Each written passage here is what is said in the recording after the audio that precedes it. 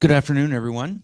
My name is Sean Evans, President and CEO of the Meridian Chamber of Commerce, and thank you for joining us here this afternoon as we kick off our Republican primary candidate forums.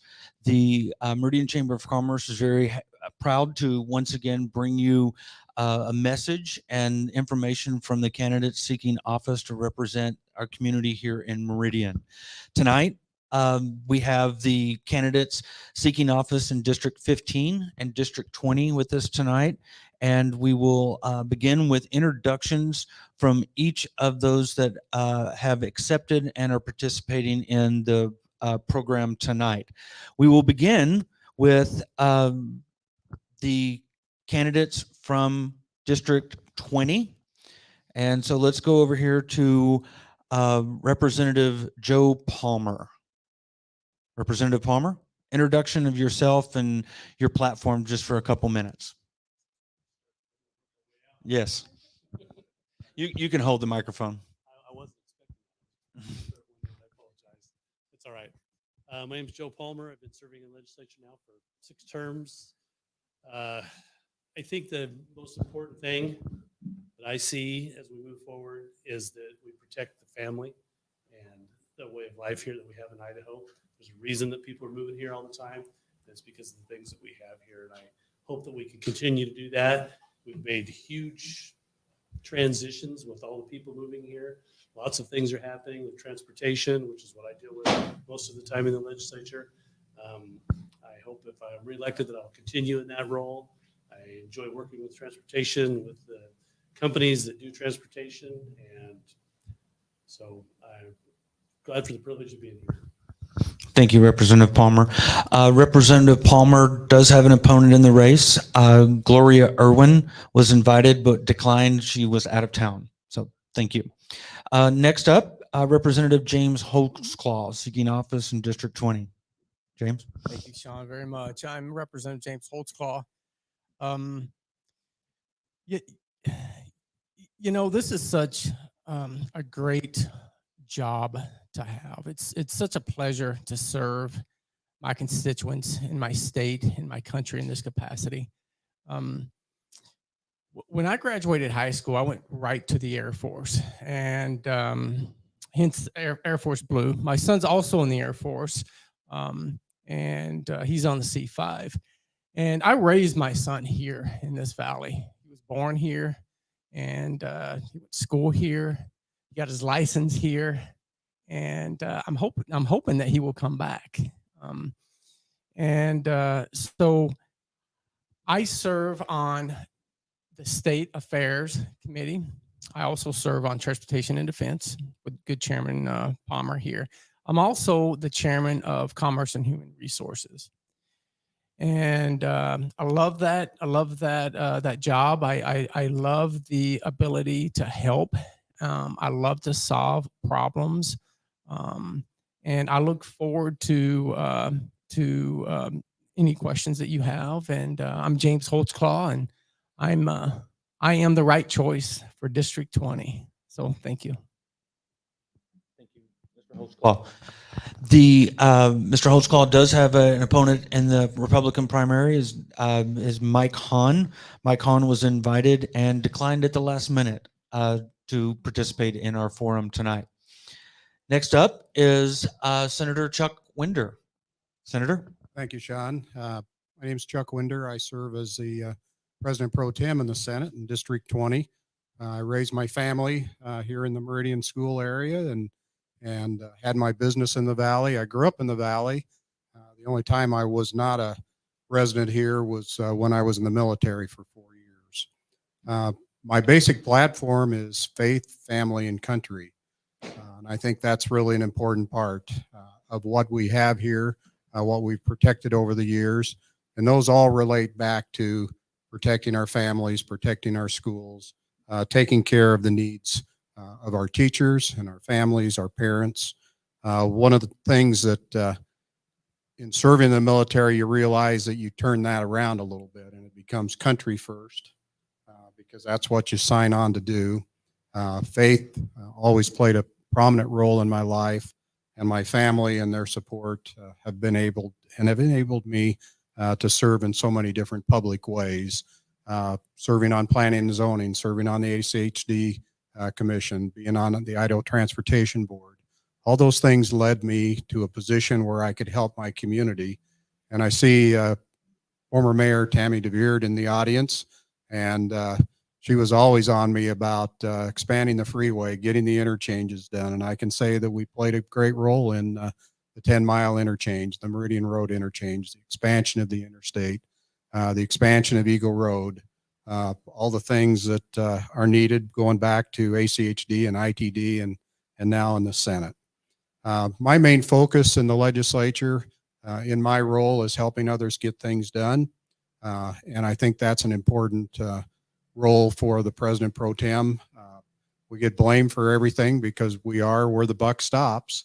But our system allows our committee chairs to have a broad sway in issues that they hear or do not hear. Economic development, transportation, education, public safety, those are always going to be important to me. And I really do appreciate the endorsements of the Fraternal Order of Police and the professional firefighters of Idaho. I think those are all great organizations and provide for public safety and meet the needs of our citizens. So with that, I'll close my opening remarks, turn it back to you, Sean, and thank everybody for watching and for participating here today. Thank you very much. Thank you, Senator Winder. Joining us tonight for the first time is a new district to Meridian, District 15. With redistricting just recently, we have picked up a 5th district that represents Meridian. And tonight, we have 3 candidates running for the Senate seat in District 15. The House seats don't have any Republican contested races at this point, so we'll look at those this fall. But joining us tonight is Dorothy Greenzang, who's running for Senate District 15 seat. Dorothy.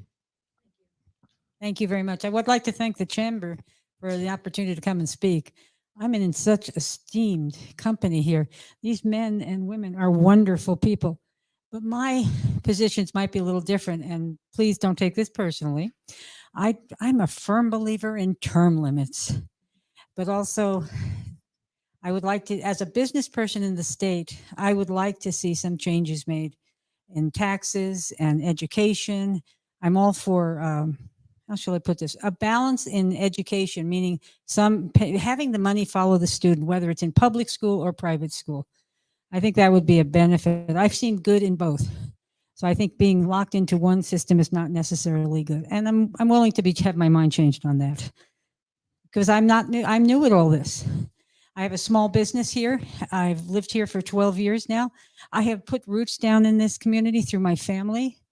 I have been a volunteer in Idaho for quite a while now. I'm on the board of Meridian Senior Center. And previously I was on the board of the ISU public television station in Pocatello, where I still like Pocatello. But I don't have anything to say because I don't have the committees. I'd like to have a few, so vote for me and I will get a committee. Thank you. Thank you, Ms. Greenzang.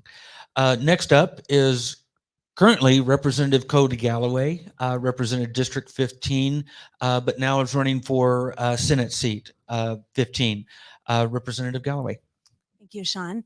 So it's a pleasure to be here, and I'm excited to be able to talk to all of you and those of you that are online as well. I'm going to tell you just a little bit about me and then what I intend to stand for as I do this race. So my name is Cody Galloway, and I'm a wife. I'm a mom. I have 4 kids. Many of you have said your kids have grown and left. I am still in the process of those kids at home. Also, an elementary school teacher. I used to teach in the public school system, taught 2nd grade and 6th grade. I owned a private career technical education school here in Meridian. I was a business owner. I sold that about 6 years ago and own a business in Boise now. But have a special respect for those of you who own and operate businesses in our community, because it employs and is really the lifeblood of what is happening here in Boise and in Meridian both. So that's a little bit about me. When people ask what I stand for, I always say 3 things. I'm pro-freedom, pro-education, and for low taxes. And I can sum it up pretty simply that way. And since politicians tend to often speak longer than you want to listen, I'll stop right there. Next up, Senator Fred Martin. Thank you for joining us tonight. Sean, I want to thank you and the chamber for this opportunity. As indicated, we just had our Boise in our district, and with redistricting, we picked up a precinct or two that's part of Meridian. So it's good to be invited to this. I see the good former mayor had the opportunity to serve on her Faith Ambassadors Council. Wonderful opportunity to be of service to the citizen of Meridian. I grew up here in Idaho.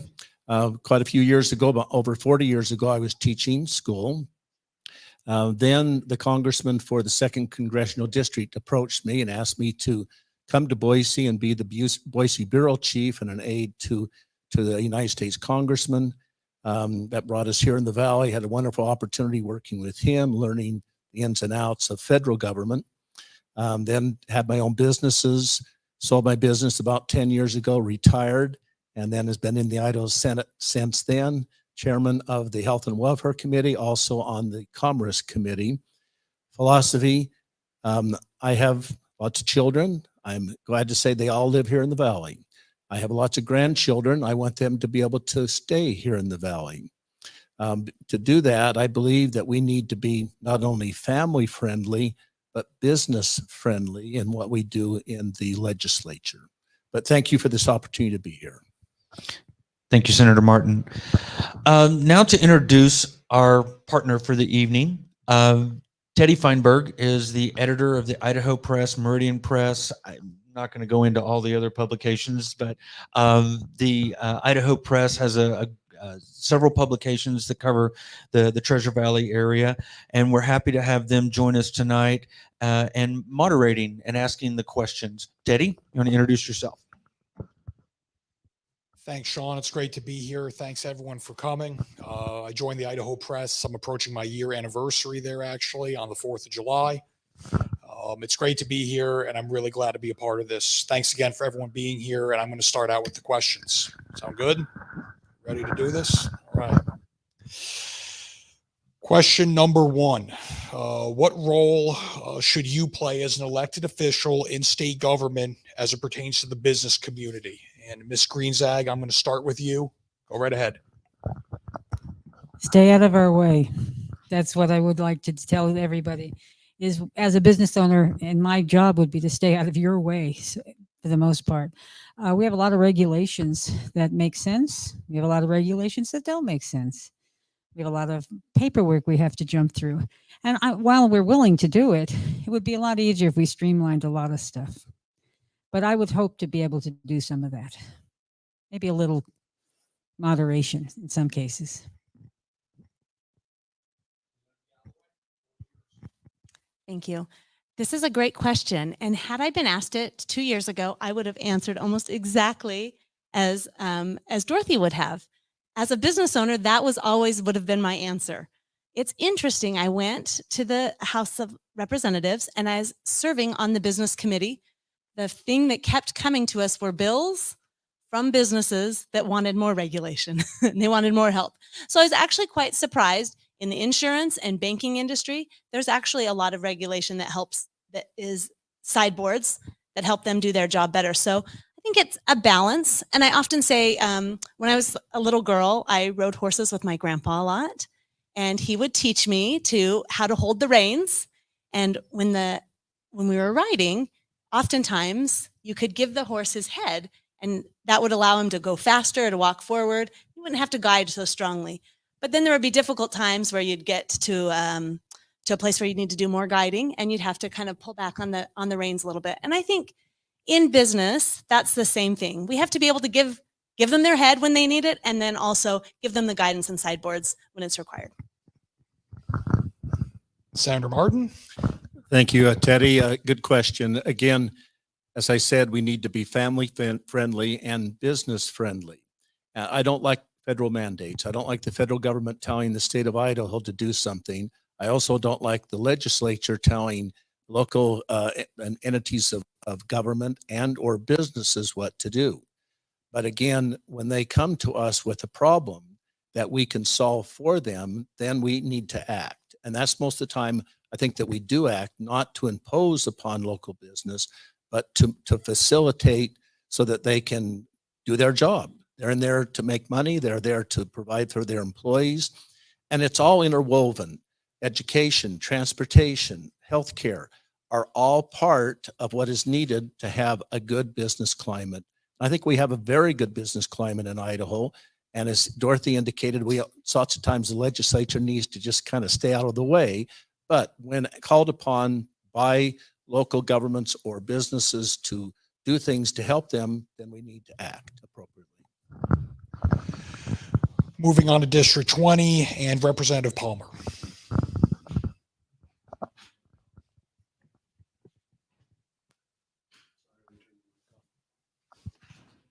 The best thing I think we can do for business is to listen to them. The whole reason that I got into politics in the first place is because I was a business owner in Meridian. And as I was doing a project, I kept running into barriers, and it was several. It was state level, city level, and it ended up even being federal level barriers. And then what I was seeing was that those government entities were trying to do their job, but they weren't listening and they weren't helping. You need to be able to listen to people, and you need to be able to listen to business, and you cannot pick winners and losers. You've got to be very careful. It's really easy in this position to be able to pick which business benefits. And that's, as Representative Galloway was talking, those bills come forward. You have to be very careful and not pick one over the other. And so the biggest thing to me is to listen and listen to everybody, both the people and the businesses. How do you feel about this, Representative Holtzclaw? Thank you for the question. I think the lightest touch is the best touch. Who better knows how to run your business than the business owner? I think the lightest touch is the best touch. Very little regulations, would be preferable. There are businesses that come to us and want us to run legislation. So we do have to balance that.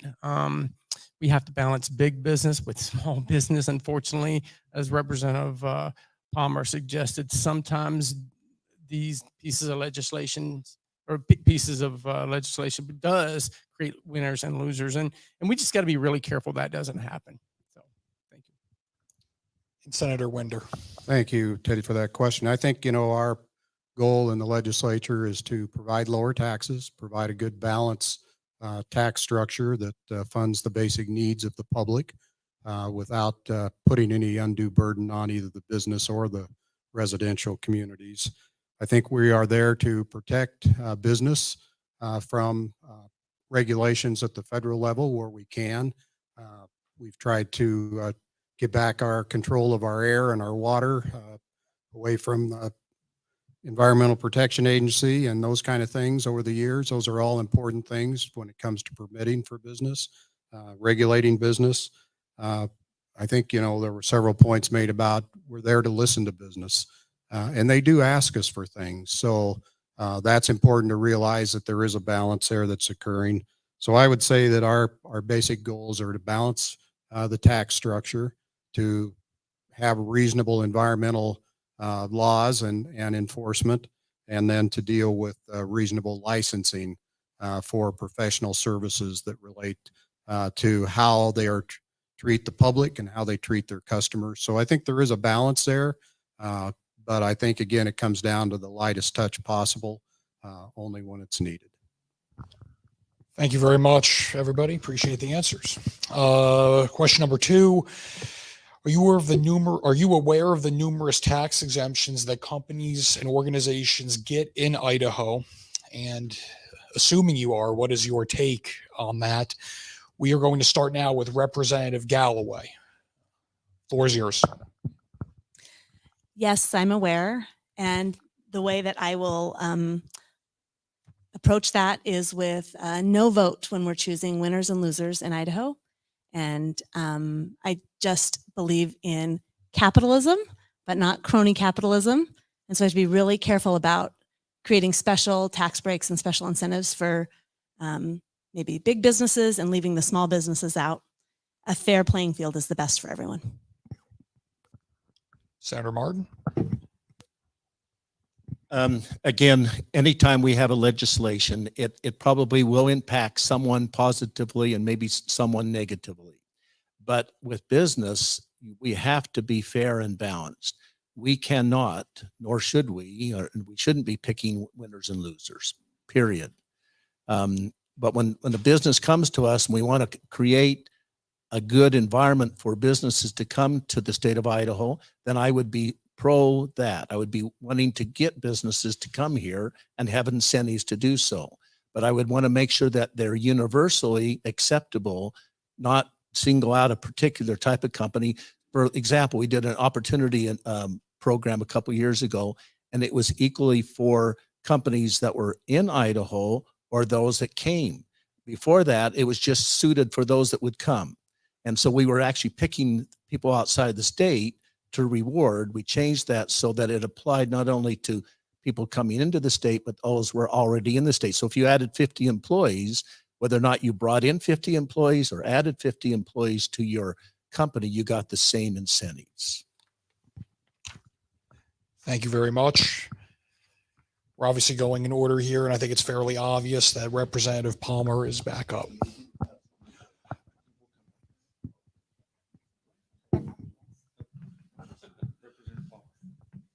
You know, there's a lot of exemptions, and I think people would be shocked if they found out how many exemptions there were and what was exempt. I think it's something that we need to continually be looking at and weighing in and seeing if there's still a need for it to exist. I think people would be surprised if there's an exemption for ski lifts for a chair. There's all kinds of strange exemptions. I prefer the taxes to be low, flat, and fair to everybody, because I think the more you spread it out, the lower it's going to be. Sales tax to me is going to be the most fair tax. So we need to continue to look at those and see what they are. I think a lot of them eventually just kind of get swept under the rug and people forget all about them. So I would almost prefer that it was mandatory that we looked into those continuously. I wouldn't be against a committee that was to look over them and see exactly what there is, because I think there's a lot of people to be shocked when they found out what exemptions there are. Not that I'm against exemptions. I want lower taxes, but I think we do need to always be looking at them to see what they are and see if there still is a reason that you should have those exemptions. Thank you. You know, I think there are a lot of exemptions. And in my view, when you make some exemptions, you kind of shift that tax to someone else. In the Idaho Constitution, Article 7, Section 5, it talks about taxes being uniform. And I'll just read a little bit. Exemptions, all taxes shall be uniform upon the same class subjects within the territorial limits. It goes on to talk about, well, okay, well, the legislature may allow such exemptions from taxation from time to time as shall seem necessary. It happens a lot more often, in my view, from time to time, but quite frankly, a whole lot more than I feel we should allow it. So thank you. Thank you. And that is a great question. You hear about it every year in the session. The first bill that I got passed when I was in the Senate was a simple bill. It required on a 5-year rotation that every exemption be reviewed. I couldn't even get it printed in the House. Couldn't get a hearing for it in the House. So I don't know how serious they are about looking at exemptions, but it's one of the things I think we do need to look at. But the basis for exemptions were primarily centered around production. So it was farm. Think about all the ag exemptions we have. If you take away those exemptions, what do? You end up paying more for your product, pay more for your groceries. So there are some reasons for some of these, but I'm a firm believer, and I would like to see us actually pass the bill that says we're going to review these on a 5-year rotation, so we know what they are. There's I think 106, maybe 107 exemptions, but because they're focused towards sales tax and production, they're based upon, do they generate jobs? And if they generate jobs, then there's an overall benefit that was given to the state through property tax, through income tax and other corporate taxes to offset those. But there's over $1 billion, maybe $1.5 billion of exemptions that are out there right now. But do we need them right now? We just gave back $600 million, and we've got $750 million in already in surplus. So do we really need to increase taxes? I don't know. I don't think so.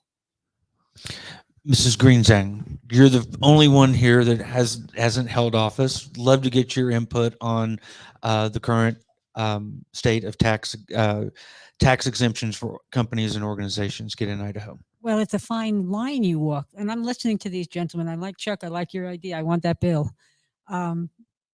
It's a fine line you walk between incentivizing people to come so we have a bigger tax base, getting jobs for people here. But it all should be tied in with maybe education and who's going to build the roads and things like that. It's not so cut and dry just to give them the money. You have to be a little more, have a little more negotiating skills, so to speak. And I'm sure these gentlemen could all do that. Yeah. But as a homeowner, I would have liked to have had a larger sales tax and a lower property tax. That's important to me. I work with seniors who are being priced out of their homes by taxes. I mean, it's bad enough that our price. It's good. It's good that our prices are going up because we have more money. But if you're not selling, you don't have money, and if your taxes go up, you have less money. So I'd like to see something happen with the property tax. I'd like to see something happen with the sales tax. I think that's a fair way. Everybody pays sales tax. And when I read that we had the recommendation that we'd have the highest tax rate in the nation, I didn't care. As long as I had no property tax, that would have been a fair trade-off for me. That's all I have to say. Thank you. Thank you again. We're going to start this question with Senator Martin. What's your solution or solutions to high property taxes facing homeowners in the state?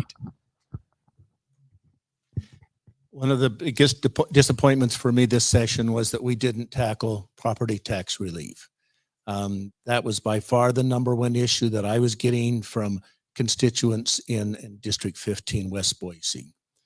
We did work on the edges, the circuit breaker. We did some really good work on the circuit breaker for those that are elderly or low income, upping the percentages, lowering the income requirements. So we did some work on that. We also did some relief, property tax relief through the counties, taking away some of their responsibilities that they use for property tax. So there will be some decreases. Now, there was to me a good bill that was introduced in the House. It had some really good parts to it. It had some other things that would have been hard, but it did significantly reduce the property tax burden, at least on mine when I did the analysis. And I communicated this to people in District 15, had a lot of feedback that would also have done that for them also. Sadly, the bill was not heard. I checked almost daily with the chairman of the committee that was working on this. When are we going to get it? When are we going to get it? I was promised we would have something. There was a bill, but it was not heard. So again, that's the number one issue for me, and the number one issue for the constituents in my district is property tax relief. We did some, we just need to do more. Senator Martin, just to follow up and get everyone a chance to answer this as well. You're referring to the bill that would have eliminated virtually all property taxes for education and municipalities and replaced that with a larger sales tax. Would you have voted for that if it came through? Correct. It would have kept on the bonds and levies. So it would have taken those items that we self-impose upon ourselves on our property. It would have taken the amounts going to the cities, counties, auditorium, ACHD, all of those would have been removed. That's the good part. The bad part is it did increase 1.85% on the sales tax for everyone. And it also then had a greater offset of the grocery sales tax credit that would have helped someone on that. Would I have voted for the bill? Had that been the only bill that was introduced that I had an opportunity? Yes, I would have voted on it because it gave significant property tax relief. Again, that's what the citizens of my district wanted. I still think that I feel bad that we weren't able to give it to them, and I think we need to focus on that this next session. Thank you, Senator Martin. Representative Palmer, microphone's to you. Property taxes seem simple. It's very complex. The fact when the state starts trying to deal with it, the fact that we don't collect it and we don't spend it throws another twist into it. That makes it very even more complex. What it really comes down to, the simple answer, as far as I'm concerned, spend less money and lower property taxes. It's hard, but it's the only way to do it. Realistically, what's going to happen is the state is going to have to take some of the pressure off that the cities and counties have. You know, they have certain things that they have to take care of, courts. The state will have to take those on and figure out ways of paying for them through the state. In order, it's going to be really hard any other way to lower property tax. Every other thing that we try to do is a shift. I do not want to see a shift. I think property taxes are offensive. I think they're offensive to homeowners and to business owners. To me, it's the worst tax we have. I much prefer a sales tax over it, even an income tax, but I don't like income tax either. It seems like it's such a simple issue. It's not. It's very complex. We have seen multitudes of bills trying to deal with it. It's just not straightforward. Every year we work on it. If we inch away, eventually it will get better. We did take some pressure off. Some people will see it, some won't, but we did start down that road. I think the people, that's what they want. It's the most important thing to them. And I think we are obligated to work on it continually and do better with it. But it's not as simple as people think. They're like, oh, just raise a homeowner exemption. That doesn't do it. We have a lot of services we're paying for. The cities are paying for lots of services. The counties are paying for lots of services. Either have less services or less money, one way or the other. But it's a complex issue. Thanks. It is a very complex issue. The state, we don't collect any property tax whatsoever. And a lot of this has already been said, but I'll say it again. Anytime you lower property tax, let's say on homeowners exemption, or if you raise homeowners exemption, that's going to be a tax shift on someone else. I don't know if I'm in favor of well, anyway, I don't have a bill in front of me, so I better not say. It's a problem. So what do you do? What do you do with a growing community, right? You have tax districts, and that tax district needs so much money, and then they have their levy, and that levy goes up and down depending on how many houses and businesses and whatever else is within their taxing district. And what people don't understand is the levy really makes how much. I mean, your tax evaluation can go way high, but unless your levy goes high, you may pay the same amount, or you may pay less depending on your tax levy within that taxing district. Thank you. It's a great question. We hear about it a lot. And it's easy to say we still have some of the lowest property tax rates in the country, and you can ask the people that moved here what they were paying, but it's still an issue. It's still an issue for those on fixed income and our seniors. We did do some things, as you heard mentioned. We did take over public defense costs. That's about $34 million in property tax relief that the counties can give now because we're paying for the public defense. We passed a increased circuit breaker, which will increase the number of people that qualify for that. Part of the problem is it's a tax shift. When we were talking about increasing sales tax, it would have helped only the residential property owners. It wouldn't have helped anybody in a rental, anybody in a multifamily, and sometimes they're the lowest income people, and so it would have hurt them, and we just couldn't get it figured out how to try to take care of that. The solution is, I think the state benefited immensely by all the growth that we had when we had almost a $2 billion surplus. We gave some of that back to the people, $600 million, $250 million ongoing, $300 million in rebates.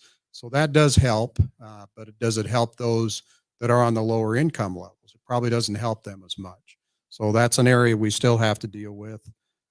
We were hopeful in the Senate that we'd actually seen a higher qualification for, instead of being a 150%, it'd go up to 200%. So that didn't happen, but we did pass 150. I think the solution is to use more of the surplus and direct it directly to property tax relief. The locals have a problem of not having very many tools to fund all their needs. We're also going to have a working group over the summer to look at how we fund construction of our schools. And I think that's an important thing to look at. And I think we're going to have to do something differently. I don't think it should be on the locals and taxes, property taxes to support that. I think the Constitution gives more flexibility to us to do some things differently than we're doing. So I think there are some really good things we can do. We just need to get them worked out. Senator Winder, just a real quick follow up on that, and Representative Holtzclaw, you've mentioned it as well. This is something's got to shift. If a increase in sales tax is one of the issues, doesn't that maybe adversely affect the lower income non-property owners in a way that could stymie the economy a little bit? Well, that's what I was trying to, I didn't make that specific point, but that's in effect what happens is it only went to those people that owned their property. It was only residential property. It didn't help business. And it went basically a shift over to multifamily and rental units. So that could have a potential. I mean, we already know what's going on with rents. We know what's going on with purchase price for our homes. We're pricing people out of the market. It's going to be more and more difficult to find people that will actually come here and work and stay here and be able to work and provide services. So I think those are all things that we need to be really careful about and how we balance that out. So you're absolutely correct. We're going to bring it now to Miss Greenzag. What you got? This is a very tough question. Of course, as a homeowner, I'm in favor of no taxes. I like the idea of higher sales tax, and I don't view it as shifting, because I think if a homeowner had more money they weren't giving to the government, they would be spending it and having higher sales tax. Now, as far as what we refer to as the lower income, these people are desperate now. They're being evicted. Rents are going up. We have a bigger problem than worrying about them having a higher sales tax. We need to find a way to have lower income housing in this state, especially here in Ada County. I have children who can't afford to live here unless they room with 4 or 5 other kids. It's not good. And that's a drain on us, because they're the future. If they can't make it here, they'll be gone. So we need to do something about sales tax. We need to do something. Something has to happen. We can talk about it till we're blue in the face, but something finally has to happen, because people like me, I get involved because I'm mad at this kind of stuff. So here I am telling them, all of them, that something has to happen. Save us some money. So I'll summarize some of the things that have been talked about, and then I'll give you maybe one other idea rather than repeat. Definitely want to take care of the elderly and circuit breaker. Definitely want to reduce the burden on the counties and work on that. There could be some possibilities with shifting from property tax to sales tax. There's definitely options out there. One thing that we haven't talked a ton about is our schools and the bonds and levies that are on our property taxes and the expense there. And those are frustrating to people. That puts homeowners in a really hard position. They have to go vote, and they're deciding, do I want higher property taxes, or do I want to feel bad for the children and not save the children? And that they vote to have higher property taxes, and they're having to make these hard choices.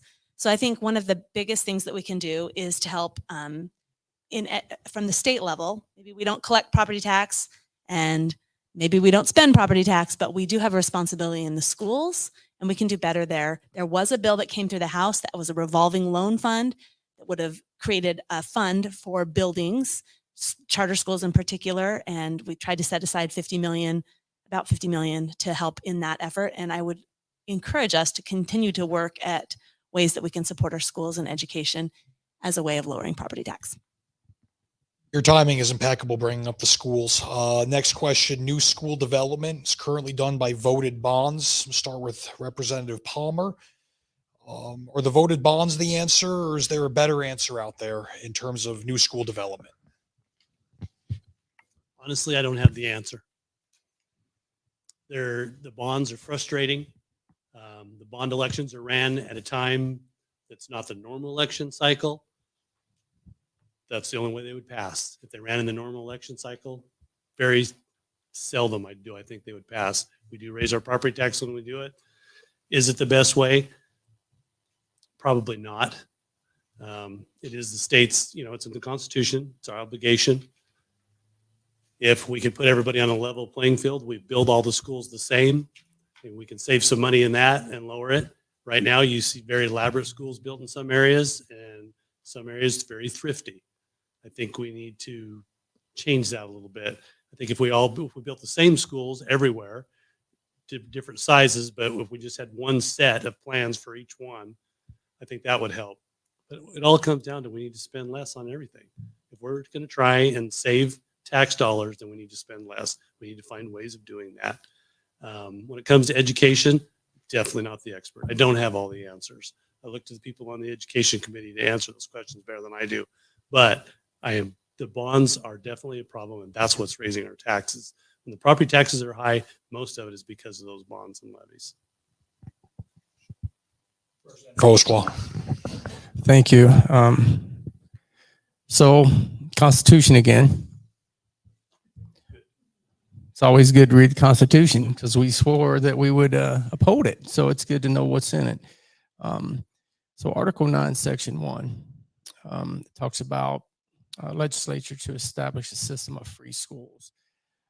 It says a lot of things, but mostly I want to let you know it talks about uniform, thorough, general, public, free, common school. Okay. So I believe in this, not only because it's the right thing to do, but because it's in the Constitution. And that's what we got to get to. So I think last I looked, I think my property tax was about 30% bonds. I may be a little bit wrong on that, but I think last time I looked, that's what it was. So what is the answer? My son had a great education, and he was educated right here in Meridian, Prospect, and Heritage Middle School, and then Rocky. And without those schools, or without the bonds to build those schools, he would have never been able to go.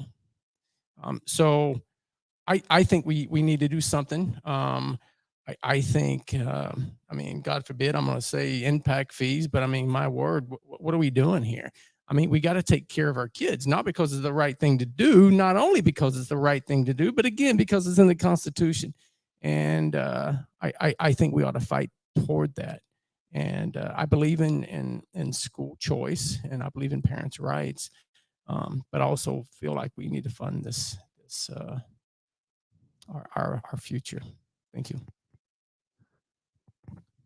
Yeah, this is, as I mentioned earlier in one of my comments, we will have a working group this summer made up of House and Senate members to look at new school development and how it's funded. One of the things that you ask is, are there other ways than bonds? One of the things that's important for people to realize is that our Constitution prohibits debt unless there's a 2/3 vote of those in the taxing district. So Utah, for instance, has a 50% plus one. That would help, I think, to some extent in getting things done, but all that does is that puts more bonds on people. So I think we've got to look at how we use our state funds, how we take on that potential debt, how we pay the interest, because that's really what the issue is the cost of the interest. So we do a few minor things to help districts get a AAA rating when they go to the bonding market. But I also think we need to do more of actually taking on financing at the state level for those projects. And it's a tremendous cost to school districts like the West Ada School District. And so, and this goes on in little schools, CUNA, that's now growing like crazy. Go over to Notice, go over to, the small rural districts, council. Those are tough areas because they don't have the tax base to support the schools. So we've got to do a better job. We've got to take a really good look at this and come up with a solution that's a whole lot different than just bonds at the local level and taxes. Ms. Greenzag, you're up. Thank you. I agree with Joe Palmer, oddly enough. No, I do agree with him. As a parent, as a older relative of young children in the school district here, quite a few of them, I believe it is our responsibility as citizens and the state, so to speak, to supply everybody an education on an equal playing field. And I never understood school districts. I never understood why a child in a good school district could get a great education and a child in a not so wealthy school district would not. I think it's our responsibility to treat our children, because they're our biggest resource, on an equal playing field. And I think the state should take it over. And I like the idea of the one size fits all school. You know, the plans. We could save a lot of money that way. We're smart people. We can figure this out. That's all I have to say on that. I think I kind of touched on this one in my last one, so maybe I'll be brief, but I guess Dorothy's asked several times, she said, what are you guys doing? And I'll say, well, we just passed a bill in the House that would have given $50 million to schools buildings, a school building fund, and we're like to chase that with another one. So I will vote for that one again next time, and maybe we can get something done there. I agree with most of the comments so far. I'll also be brief. I remember a few years ago when we had just Meridian High School here and they were overcrowded. They went to double shifts. Several bonds did not pass. They tried and tried and tried. It finally passed. That's what brought us Centennial High School, where my kids went. So I was thankful for that. Didn't want them to have to do that, what they were doing at Meridian High at the time. I remember back in the 1970s, I worked on a bill. Part of the cost is just the cost of education, to be able to remove some of that cost. And one way is to consolidation. In the 1970s, I worked on a bill and got it passed so that school districts could easily consolidate. So we could have just communities that had multiple school districts could combine to save money. Passed the bill. It increased the number of school districts. More was formed, West Jefferson specifically, because there's certain identity in a community to have its own school district. So again, it's complicated, but that's what we're hired to do, is to solve these sort of problems. I appreciate the good representative reminding us of the Constitution. It does state that our responsibility is to provide for free schools, public schools. And so when I see things that take away from that public school, then I see a problem, a constitutional problem. Thank you. I believe Sean had a follow-up. Education is the biggest piece of the state budget, and it's in the Constitution that you fund that and provide a free and equitable public education. How do you see that the State Department of Education should provide more or less control over the local school districts in the way that they spend their money? Again, as I stated at the beginning, I'm not for federal mandates coming down. I'm not for mandates from the state going down. Whenever there's an elected body between us and the problem, school board, city council, county commissioners, we as the legislature need to be very, very careful in what and not impose our will. But when they come to us with the problem, then we can work on that to help them. So your question kind of intimates that we would then make controls down to the city or the counties or school districts. I would absolutely be not for that. But again, to facilitate so that if they have a problem, they come to us through their groups and associations, identify the problem, and then we would, as the legislature, need to work on it without mandating from a top down. Representative Palmer? Almost seemed like more of a statement. You want to read it? Did you read it, or did you say go again? Department of Education provide more or less control over the local school districts. You know, Obviously, I want the locals to control as much as possible. There are going to be specific issues sometimes where the state's going to have to step in. But as much as possible, locals need to be able to control it. Representative Holtzclaw. Thank you. Yes, lightest touch possible. I think the locals know how to run the show. And if they need some guidance from the State Department, then so be it. But I think we should allow the locals to use the resources and what they have to decide for themselves. Senator Winder. It's a pretty easy answer for me, and that's that the locals should be able to control their own schools. And the reason for that is not all schools are the same. I mean, we might have a cookie cutter for a building design, but you can't have a cookie cutter for a classroom. And because the students are different, every area is different. And so I think it's important, just based on the student mix, that they have more freedom to deal with the needs within their schools. And so I do not support allowing the board or the State Department to have more control at the local level. I think there's plenty already. Okay. Dorothy. Well, I agree with him about the buildings. I think we need to, maybe that seems to be what the taxes are all about, but to maybe help them with the buildings. But as far as the schools, the curriculum, how to deal with the children, that has to be local, because the kids in some schools are different than the kids in other schools, and we have to have some local control on that. They know best. Representative Galloway, you've been a teacher. Yes, and I will tell you, it was a really different experience being a teacher in the classroom and then being on the education committee.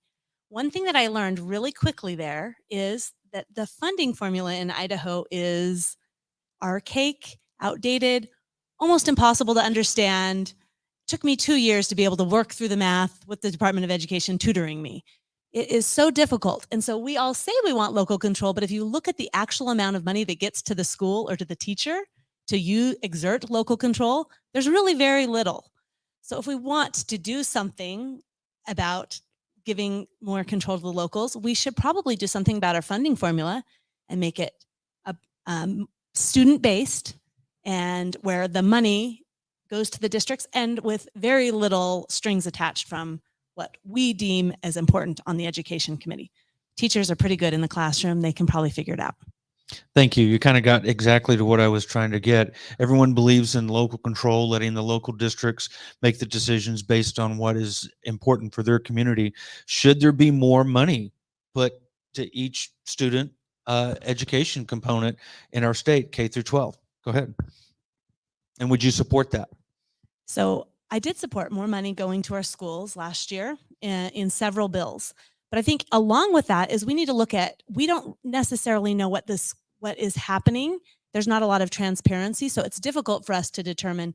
Right now, we have a complex funding formula, and it says this much goes to teachers, this much goes to this much goes to that. Then we dump it to the district, and the district says it's all in one pile, and then they start dividing it different ways. They don't necessarily divide it the way that it's been assigned. So before I would say we need more money, I'd want to learn more about what's actually happening with the money and where do they need it. And I'd ask lots more questions. Senator Martin. More money solves some problems. And of course, I think most of us here have supported this year and in previous years increase in various fundings for education. I will continue.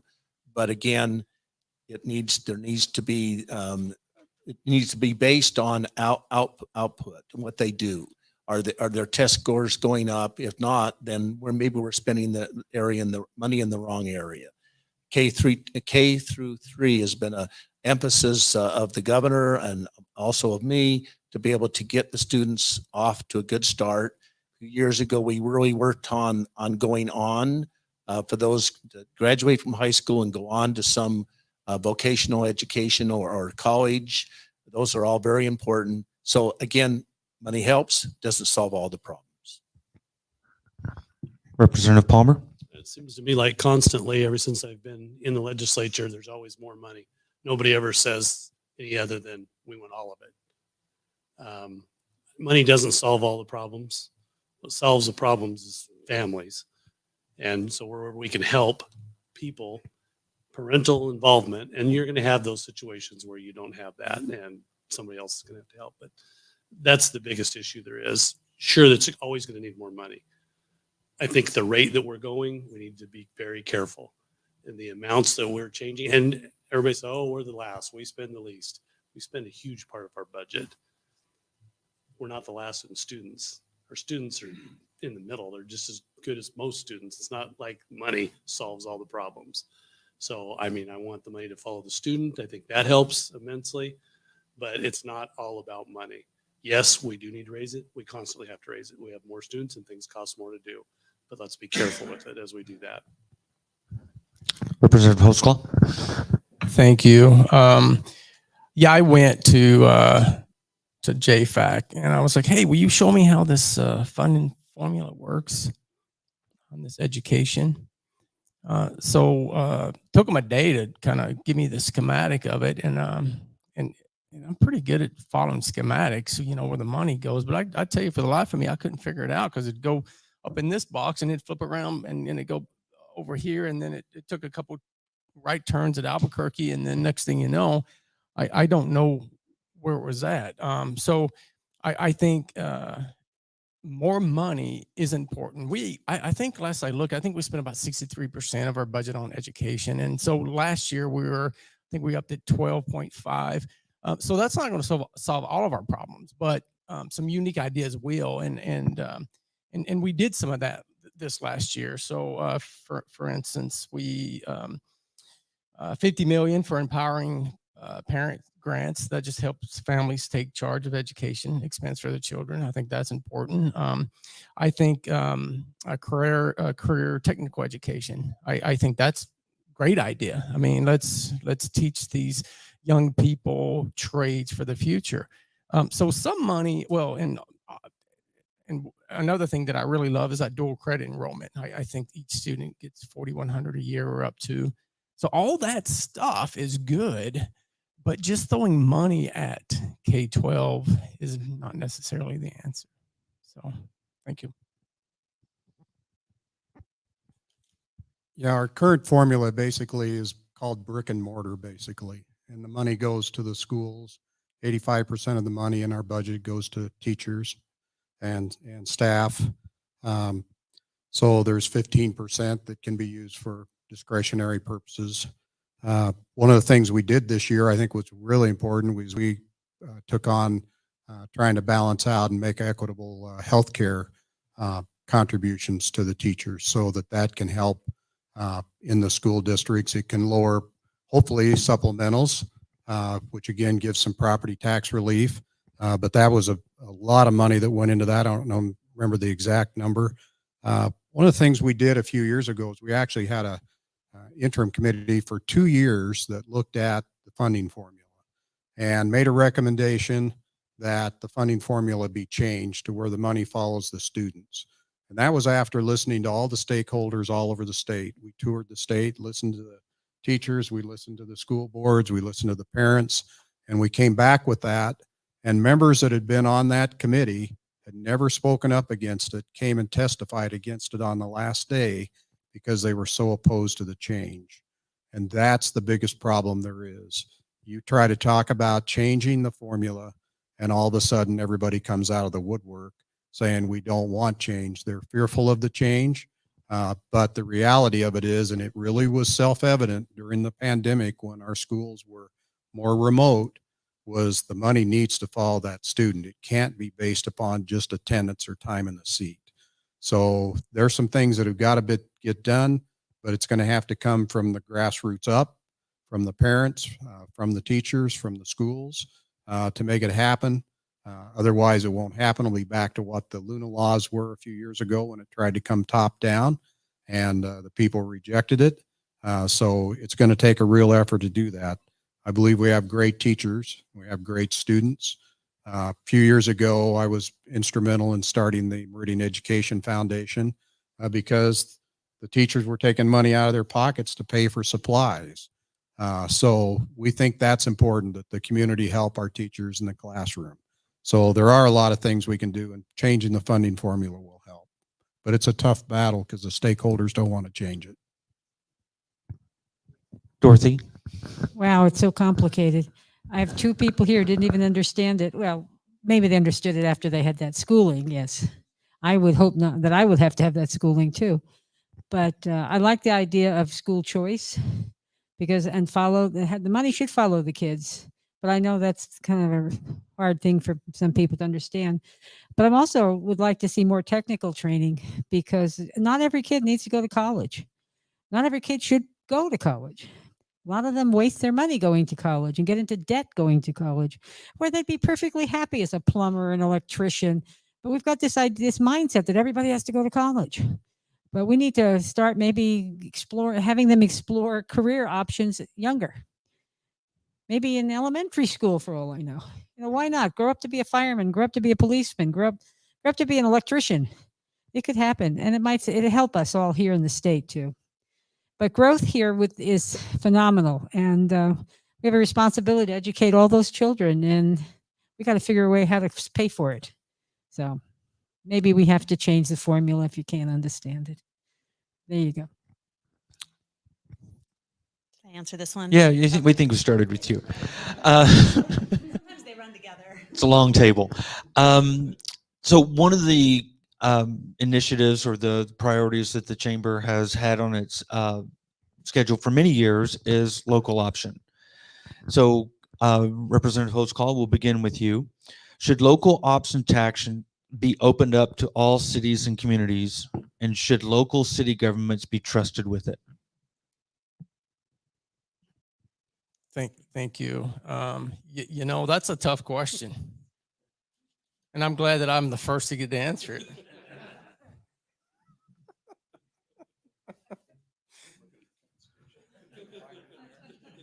It's like the Bible. You always go there and see if you can find answers.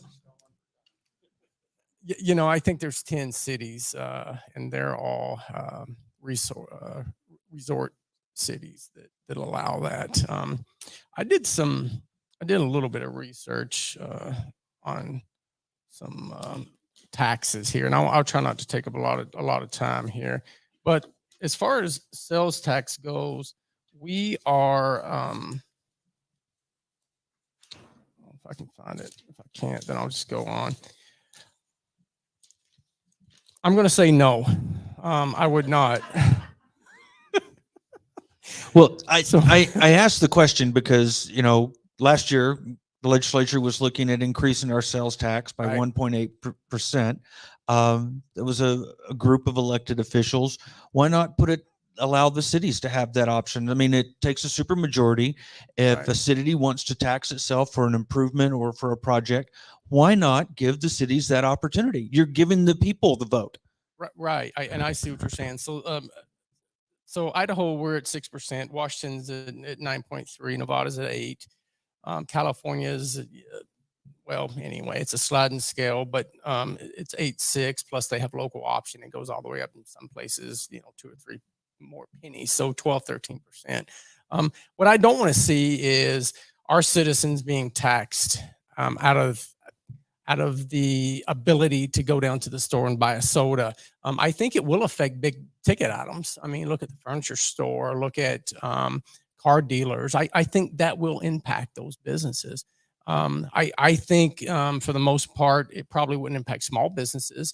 But I mean, my integrity is high, and I'll just tell you, I don't support that. And that's why. Is because right now I don't. If I can get more information, and then maybe I can. Well, anyway, I better not say that. I just need probably more information, and I probably need to see what the impact would be. Because if I want to buy a car, if I can save a couple $100 if I go to Boise instead of buying one here, who does that affect? It affects that car dealership. So. Okay.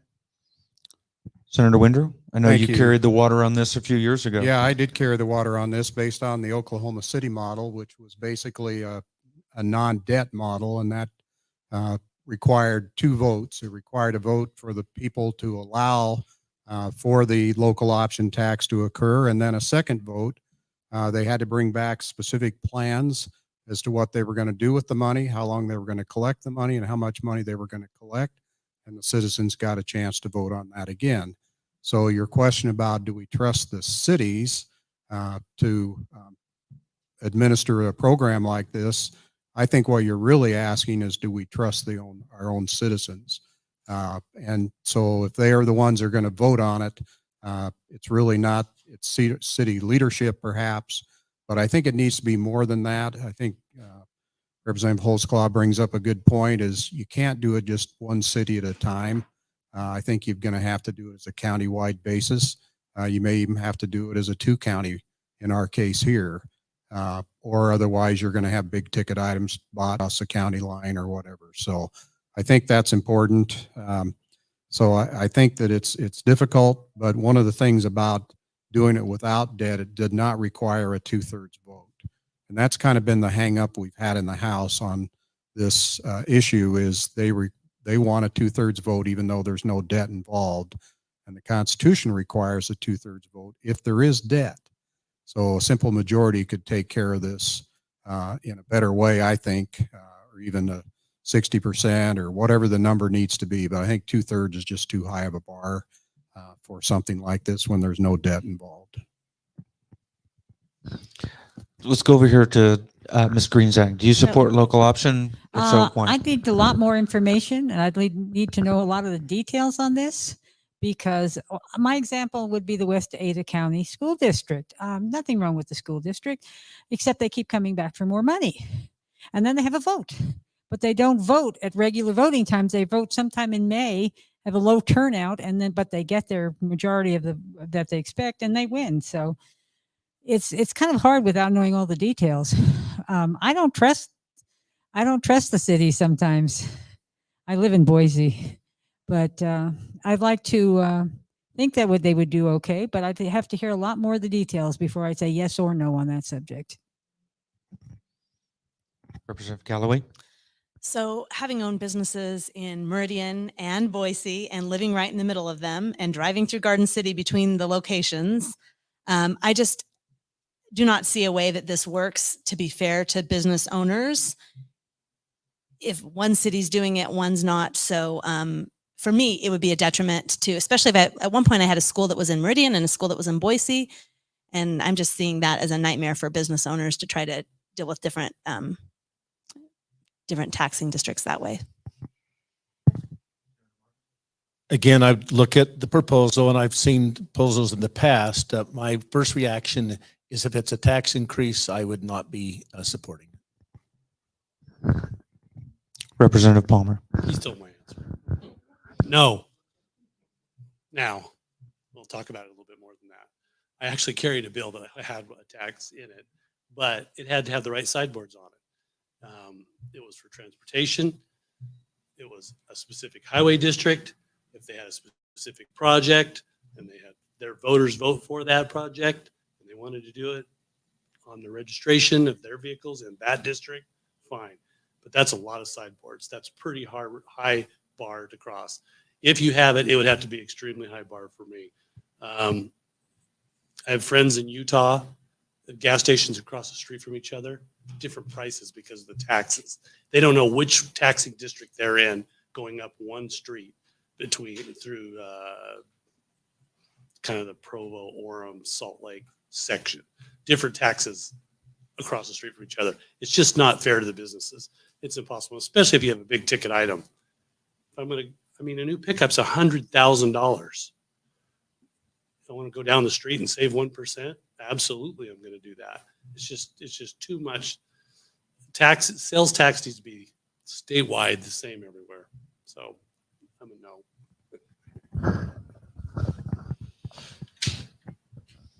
All right, I believe we are starting this question with Senator Winder. As we know, currently transportation funding is done through highway districts, local highway districts.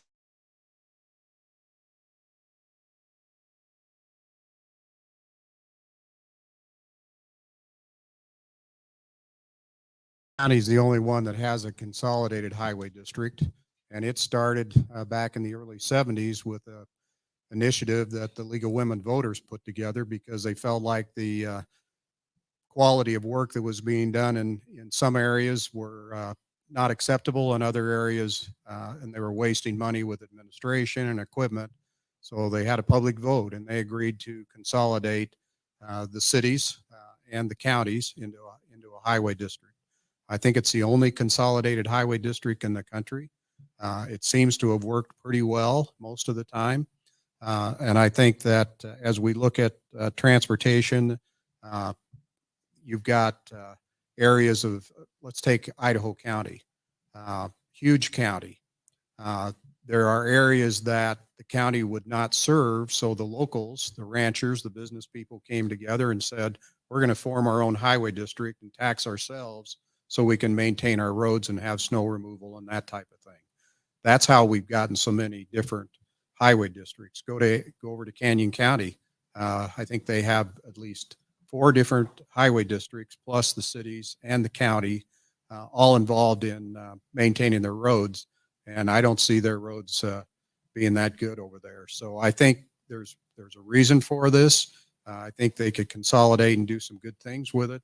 But there are areas in the state that need highway districts because the county just isn't taking care of their area, and the people had the choice to form their own district. Dorothy Greenzag, we're on to you. Thank you. Well, as far as the local one here, and I think most of the business people that I'm talking to are local. I think they do a fine job. I'm really excited to see what happens when they get the new freeway down from Emmett down to here.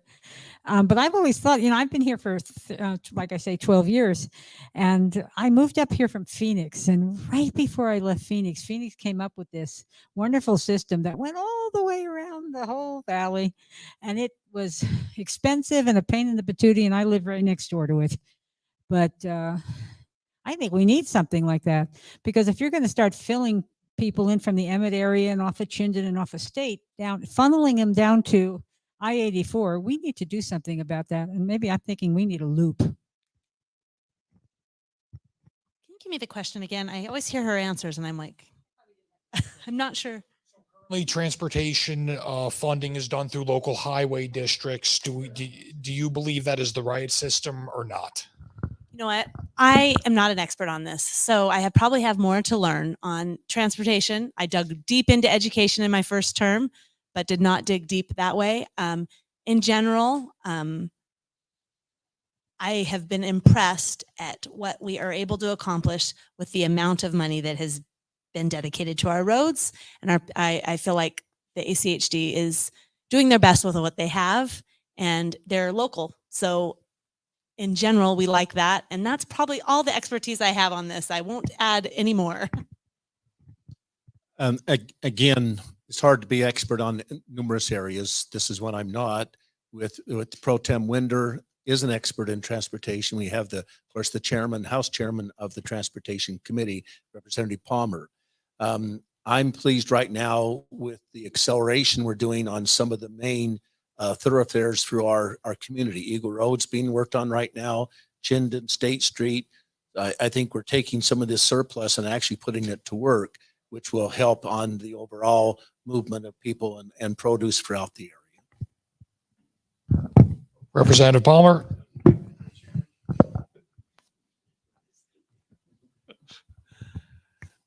The way the highway districts are set up right now, most people don't realize that we have over 200, basically.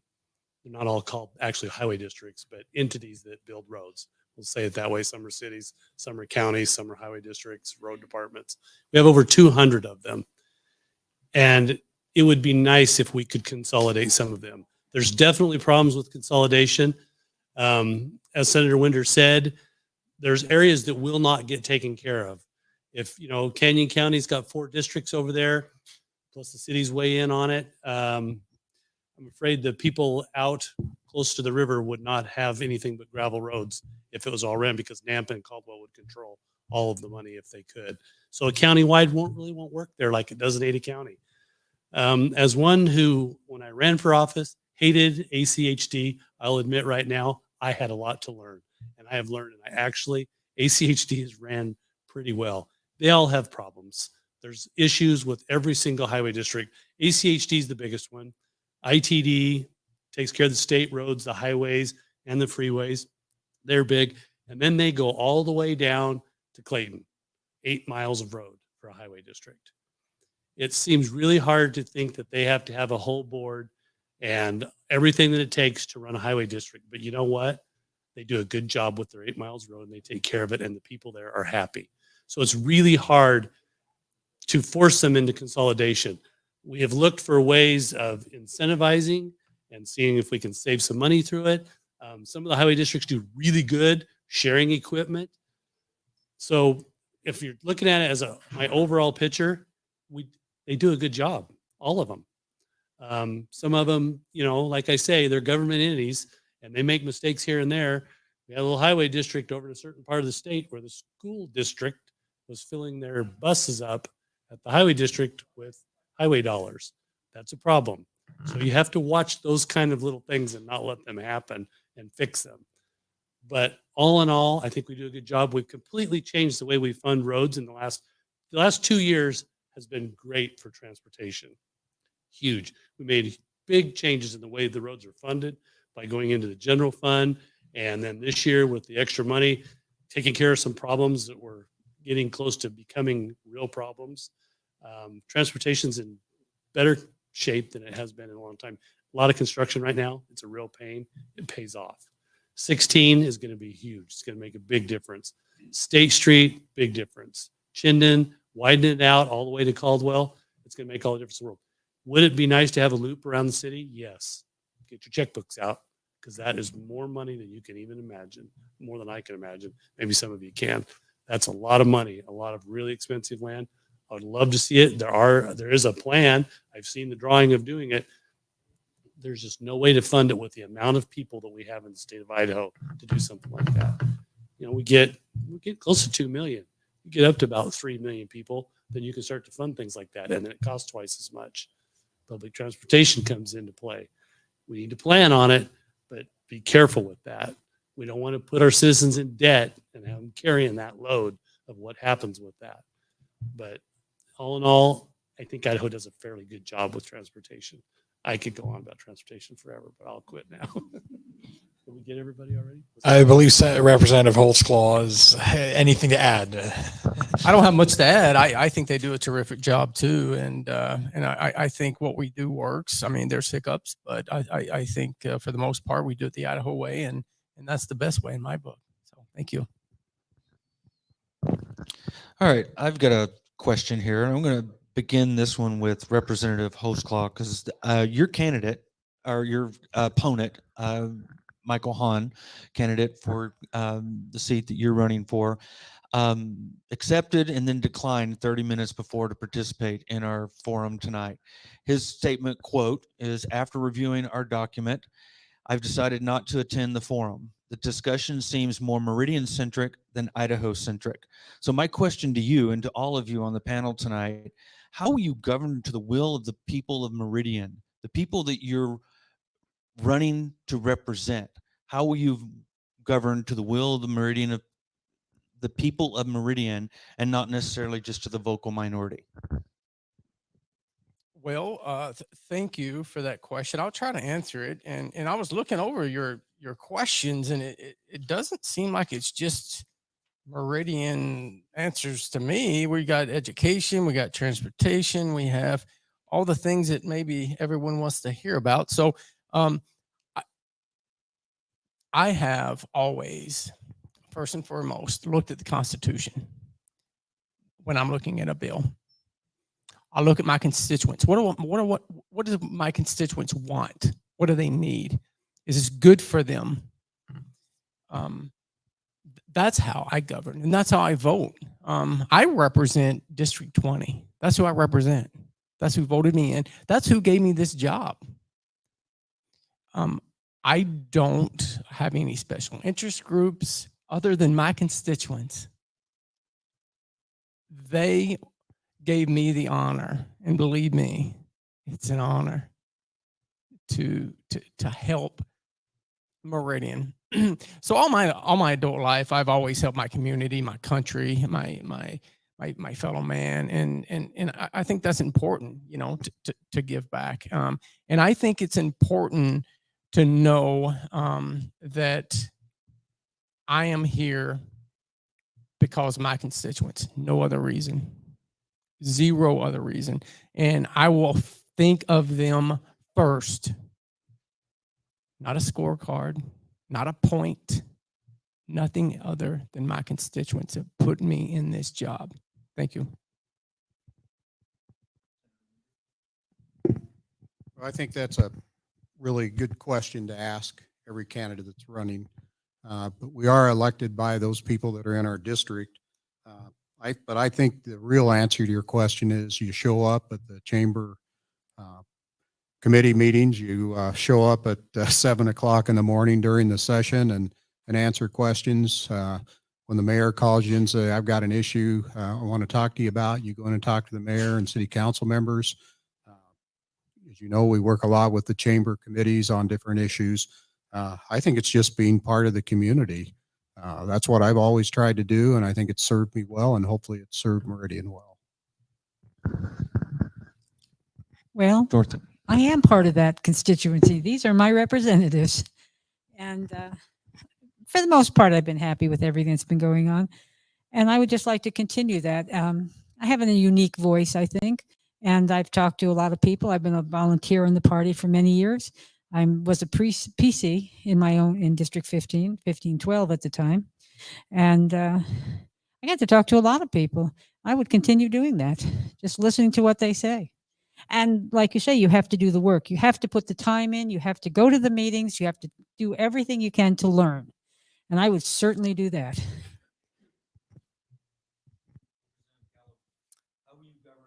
Will of the people that you represent, not the vocal minority. So I'm going to go back to what Representative Palmer said earlier, and he said, listen. And I think that's absolutely the most important thing. Someone asked me today how I was preparing for this, and I said, well, I was out knocking doors this morning and it was kind of rainy, so I had to go home before and recurl my hair. But the reason I was knocking doors, even though it's raining, is because there are people in my district that want to talk, and they have questions and they have concerns, and they want to know what I can do to help protect their freedom, help their kids get educated, and help keep their taxes low. And so when I'm standing on the doorstep talking to them and listening to them, I hear what they want and what they expect out of their government, and then I go to work. Senator Martin. First of all, I feel bad that some of the candidates running didn't show up to this. This is an opportunity for us to express out what we've done, our vision of what we want to do. They should have been here. I have the 4 C's, and I look at any bill or anything I'm doing through those 4 C's: constituents, citizens, conscience, and constitution. My constituents are the people in District 15. I was elected to serve in the Senate to represent them. That's my responsibility. Now, how do we know what they want? Every session for the last quite a few sessions, before the session starts, I send out a postcard to people in the district that they can fill out their priorities and tell me what's important to them. So I have that postcard that I can look back and see exactly where I think they're at. I've done so far this cycle 3 different polls on what the issues are with the citizens of District 15 so that I can better represent them. It's important that we show up. Again, constituents represent District 15. The Constitution has veto power over what we do, my conscience, and then whatever we do affects all citizens of the state of Idaho, even though they're not in my district. The bills I vote on does affect all citizens of Idaho. Representative Palmer. You know, we wear a lot of hats when we're in this job. I'll speak a little bit about, I mean, I chair basically 2 committees. It's Transportation and Defense Committee. It's the same committee, but it's 2 completely different subject matters. And so when I'm chairing the Transportation Committee, I'm the chairman of that committee, I decide which bills are going to get heard. Some people don't like that, but that's just the way the system is designed. When the bills come to you, you go through a certain order of business, what you think of it, and then you put it on the schedule. Some people don't like that you don't get them on, and some think it's okay, and sometimes they're glad they don't get certain bills on there. So as a representative for Meridian, would it be fair for me to do, as the transportation chairman, to put all the transportation funds anything towards Meridian. No, not really. I'm chairman of the Transportation Committee for the whole state. I represent the people of Meridian. And then I also work with the military. And so that's a completely different factor, because sometimes then we have to kind of bridge a little bit with the feds, with the National Guard. So there's a lot of different things there. The thing that makes it so I can deal with my constituents is I'm right here. And my business is downtown Meridian. You can talk to my wife. People come into our business every day to see me. And usually they're surprised that they can do that. If they're new to Idaho and they look up and they don't know if they're going to an office address or what, my phone number is up there and my business is there, and they'll call our business and my wife will hand me the telephone. Oh, it's for you. It's a legislative question. Then they're shocked. They're like, well, I wanted to talk to a staffer. It's like, no, you didn't. You want to talk to me. You just got real nervous when you realized that you could. People are real easy to talk to somebody else about you than to your face. But Idaho has a great situation where we're citizen legislature. The thing you don't ever want to see is a full-time legislature. That's what makes it so that we can serve the people. Even though I have to spread out, I have a couple different jobs in the legislature, but my constituents, they do come first. They can come to me. They can find me. My phone is public. They know where my home is. They know where my business is. And I think we're very approachable and easy to get a hold of at any time. I mean, I have certain areas. Mayor Tammy has not always been happy with me as a transportation chair, because sometimes I've made decisions that don't always benefit Meridian. And I mean, my heart's here. I've been in Meridian a long time. Went to Meridian High School, went to Old Scott. Been here all my life, 4th generation. But you got to look at the big picture on every single issue and be careful with it. And you know, there's a lot of authority given to us. And I think we need to be careful of that. Remember who we are and be approachable by the people. And the fact that my business is here, I think, is the biggest benefit that I have, where people can just walk in the door and talk to me. It happens every single day. And I love that about Idaho. And so do all the people that are coming here. All right. Next question. The Republican Party has always stood by the fact that local government knows what's best. How do you think that is being reflected in current state politics as they stand now? Ms. Greenzag, I'm starting with you. Can you repeat the question? Stood by the fact that local government knows what's best. In your eyes, how is that being reflected in current state politics? You know, I can't speak for the whole state, but because I want to speak for District 15, because that's who we are supposedly today. District 15 was mostly in Boise. Now is incorporating some of Meridian also. But for years, the city of Boise, it had nothing to do with the Republican Party. And I mean, I would, want to pull my hair out. But I think, speaking locally only, that the Republican Party here is getting a little bit more interested, shall I say, and they haven't just defaulted to the local government. We need to, the Republican Party needs to take back Boise. That's all I can say on that.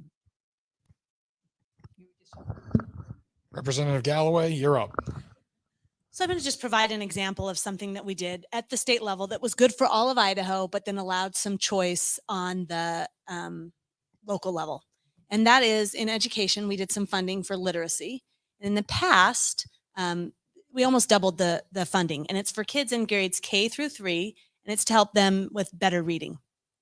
And one of the cool things about this bill is the state of Idaho is always real nervous about spending money without accountability.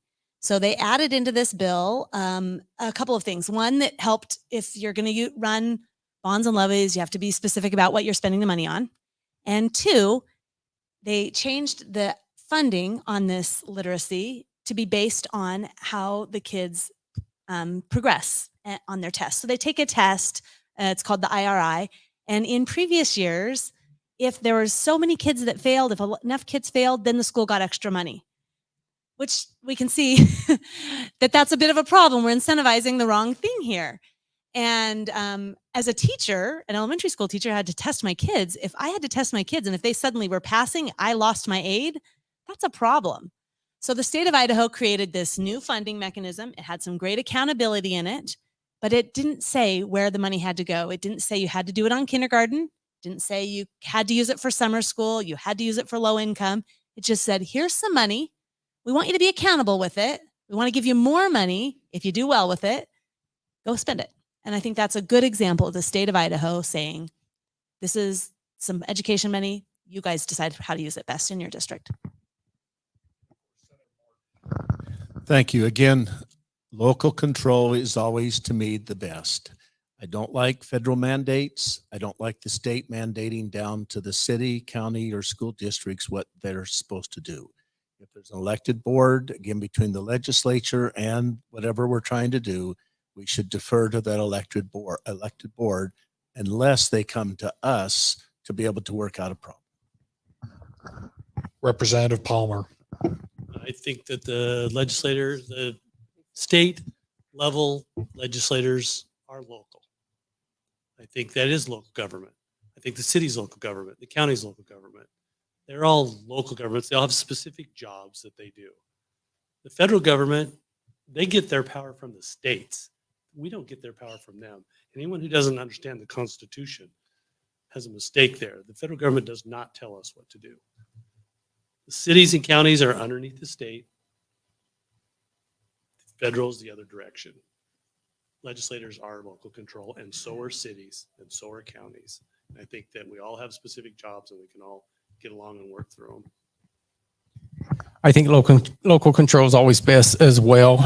Again, except I think given some tax, anyway, so local control is best, except some tax control on the taxes. So as far as local option and some others. So that's my answer. Thank you. This is one of the more difficult questions. It may seem like a real simple question, but is one of the things we're challenged with all the time is how do we balance out control of what the state is responsible for and the money and how it's used, transparency at the local levels. We're trying to do more and more to allow the citizens of a given area to really know how the money's being spent in their communities. We think that's really essential. Give you a good example of one of the things we did that supports this idea of local control. Back during the pandemic, a health district could pass a health district wide. In some cases in our county, in our area, I think it was 7 counties, maybe 5. I can't remember exactly how many are in the district, but they could pass a restriction on all of the counties.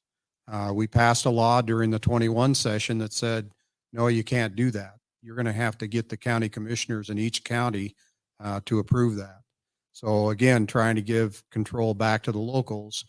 And I think that's a good example of it. There is some rhetoric about do we trust the locals with taxes and those kind of things. So there are some things I think we could improve in giving more authority to the locals. But I don't know that there's a will to do it yet.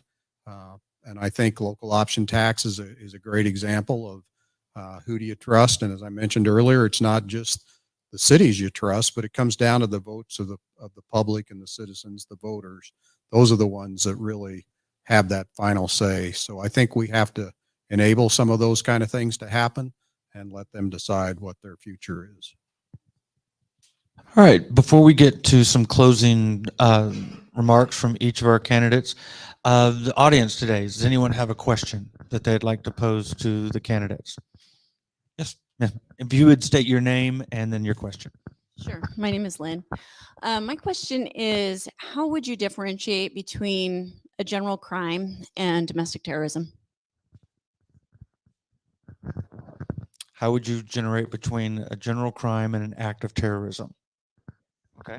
We actually tried to deal with that, and there was a bill drafted that basically said you cannot be considered a domestic terrorist just because you go to a school board meeting and you're maybe a little bit rowdy at that meeting. And that's kind of what happened back east in some areas where all of a sudden the Justice Department was asked to look into their behavior and the groups that were there. And actually the word domestic terrorist was used against those groups.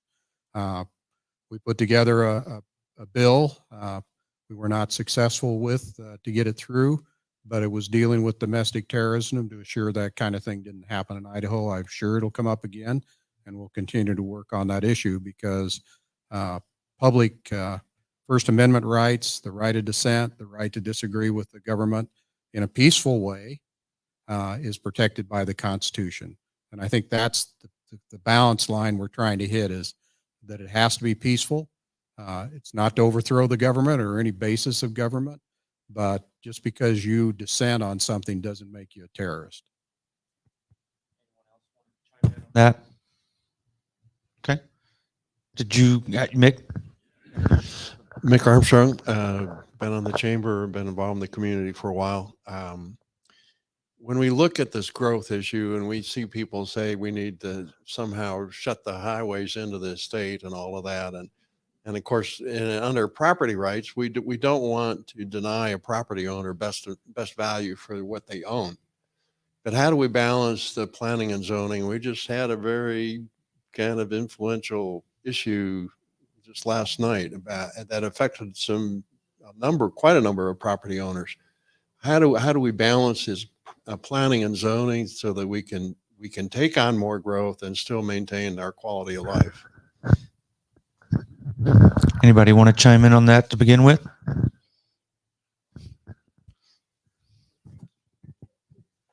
Senator?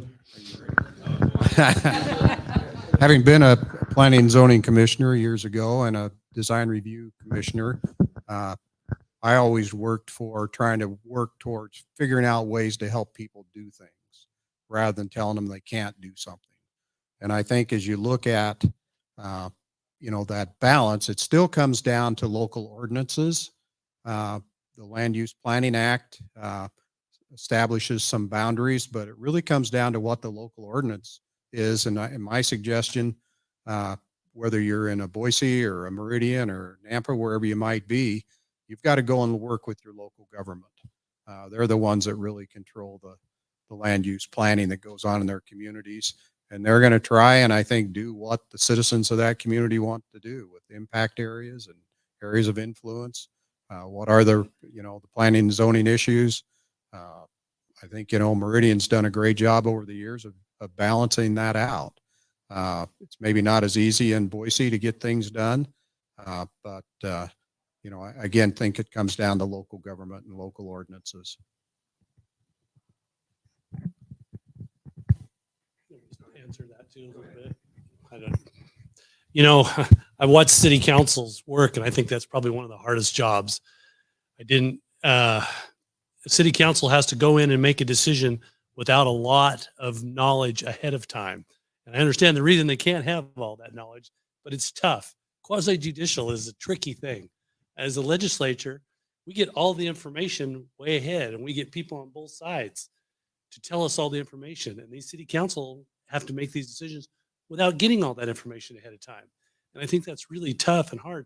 And what it comes down to is the people, when they're doing their comprehensive plan for 5 years or 10 years or 20 years, they need to be more involved.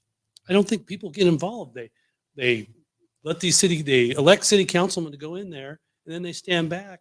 And then when it comes behind their house, they come in and throw a fit. And I just don't think that's right. I think they should come ahead of time and be part of that plan, because the city councilman and the mayor, you're part of city council. You were, they have to make that decision. A lot of times it's almost on the fly without input, and you gave them that authority. You didn't show up to the comprehensive planning meeting. And now when they make a decision that fits to those laws, you get all mad at them.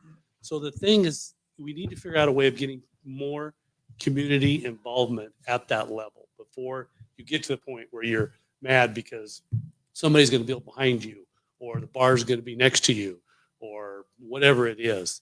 It's input. And I think so much seems to be going on right now in America. People are all of a sudden throwing their hat in and jumping in the middle of everything, that it's almost a frenzy, and it's becoming dangerous is what it actually is. But I hope more people will be involved and pay attention to what's going on before it's too late. because I think that's what's happened in other big cities, and we are right on the verge of it in Idaho.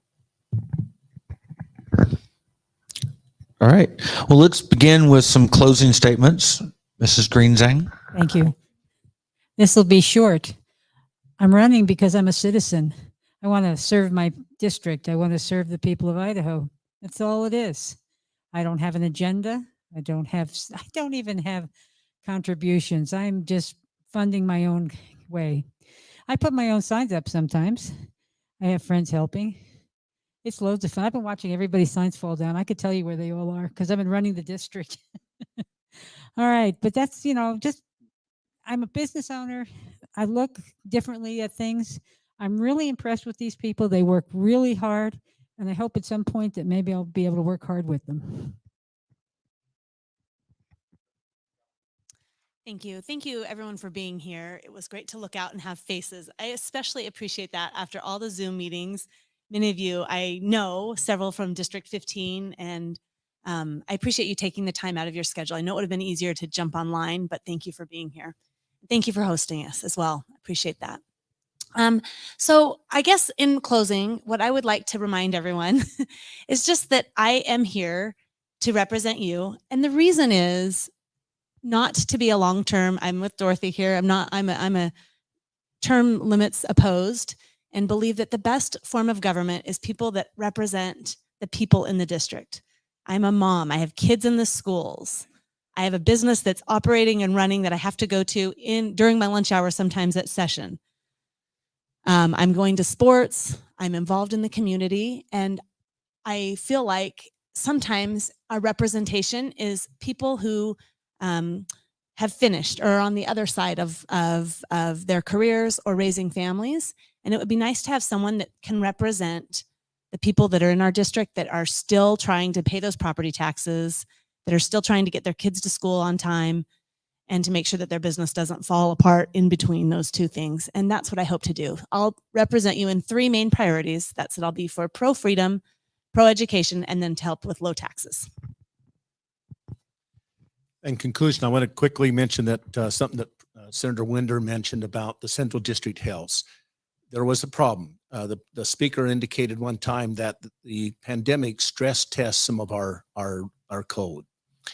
The Central District's Health came to me specifically as chairman of the Health and Welfare Committee, and we worked with them to specifically set it up so that there was no more district-wide or county-wide mandates from the Central District Health.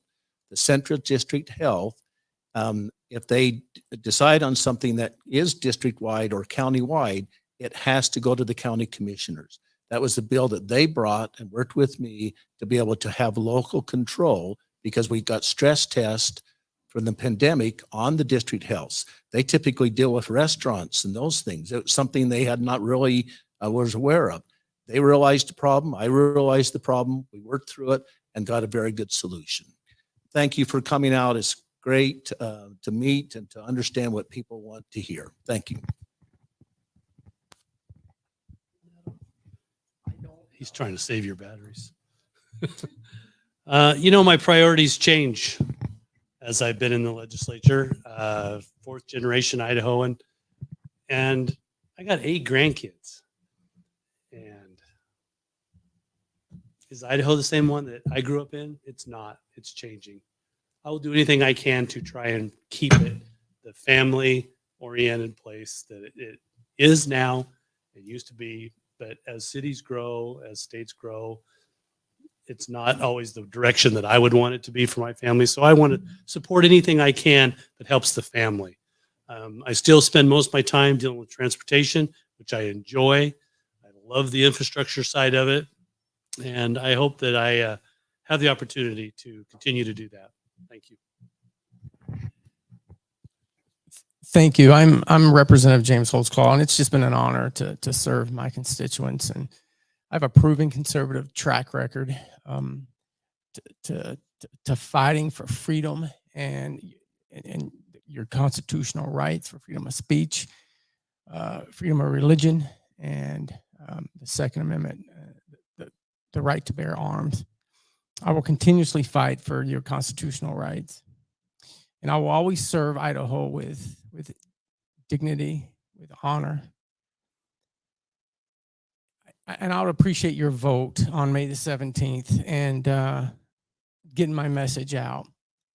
I love Meridian. You know, I wasn't born here, but I made a life here, and it's not the Meridian it used to be, but I think it's better. I think every day we become better citizens, a better state, and the future is all of ours, not just some. And I'm just happy to be part of that. And I hope that you can support me and spread my message because James Holtzclaw, he's the right choice for District 20. Thank you. Thanks very much for hosting this for us, and thanks to the audience for listening to us. You've heard politicians over the years many times say this is the most important election that we've ever had. And I honestly believe that this is the most important election we may ever have in Idaho. There are groups of people that have come here in recent years. They came here because it was a great state. They like the politics, they like the tax structure, they like the business friendly, they like the recreation, they like the family structures that are here. And now we have a group that's really trying to tear it all down. And I think because of that, you've got to be really aware, you know, this isn't a presidential election. This is an election that you're going to have to go vote on your principles of what you want Idaho to be now and in the future.